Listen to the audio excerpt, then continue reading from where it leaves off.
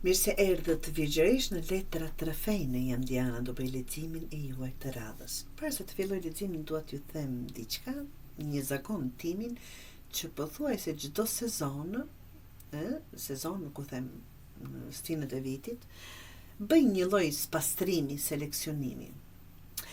Jemi afër pranverës, të dashur vjegjëresha, dhe pranvera nuk vjen vetëm për të luzuar, por dhe për të pastruar me një farë mënyre. Kështu e ndjej dhe kështu e bëj. Thjesht një ide për ju, nuk do thot patjetër që duhet i përmbajeni, sipas dëshirës, të dashur. Është koha të heqim gjithçka që nuk na shërben më. Zakonet që na mbajnë në vend, marrëdhëniet që na lodhin, mendimet që na bëjnë të dyshojmë në vlerën tonë, të dashur vjegjëresha. Jo çdo gjë që kemi mbajtur deri sot duhet ta marrim me vete dhe më tej. Disa gjëra nuk janë kujtime, janë barr, pengesë. Pranvera na kërkon të jemi, apo çdo stin, çdo kapitull, ta them kështu, ne shkruaj si kapitull të hapur të ri. Kërkon të jemi të sinqert me veten. Çfarë po na ndalon që nuk po bëjmë atë që duam, apo çfarë po e shtym nga frika se nuk do ja dalim, çfarë po mbajmë vetëm nga zakoni që jemi mësuar. Pra tani është momenti të vendosim qëllime të qarta, jo për të dukur mirë për të tjerëve, apo por që thjesht për të ndjerë në paqe me veten tonë.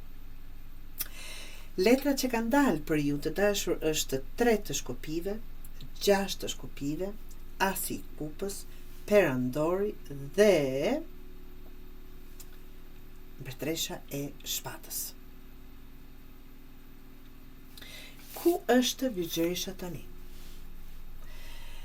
Je në fazë pritje aktive, do ta quaja. Ke bërë punën, ke hedhur bazat, themelet, të them, dhe tani po sheh përpara, duke pritur rezultatin. Ka vizion dhe plane, por edhe padurim të heshtur. E di ku do shkosh, por si e ende aty. Shikoni ku është rrugtimi juaj dhe ku është një derë aty. E di që do arrish aty, por do dhe një copë rrugë, ta them shumë. Çfarë pengon vjegjëreshën? Një nevojë e madhe juaja për të vlerësuar dhe për të parë vjegjëresh. Pret që dikush të ta njohë përpjekjen, të ta jap konfirmimin. Kur kjo mungon, motivimi lëkundet. Pengesa juaj më e madhe është varësia nga provimi i jashtëm. Çfarë duhet të largoni vjegjëresha? Është asi i kupës. Fillime emocionale të papjekura. Shpresa që diçka e re do të rregulloj gjithçka pa kufi e pa strukturë, jo çdo emocion është drejtim. Largohu vjegjëreshën nga idealizimi emocional pa bazë.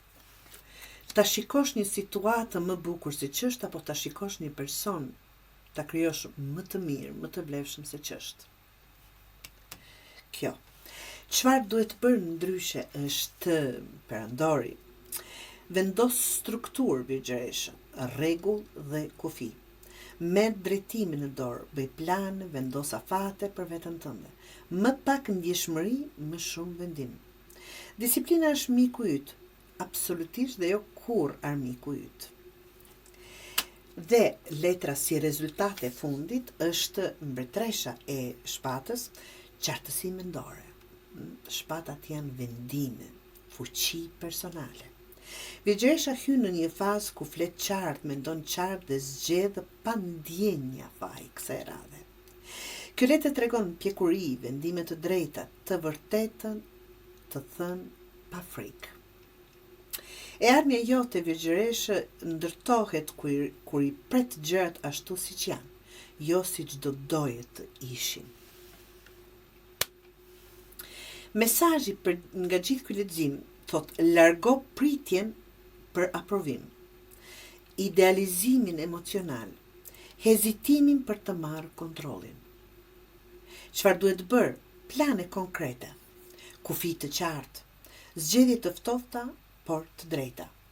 E ardhmja jote nuk vjen nga ndjenja më e fortë, por nga qartësia më e madhe.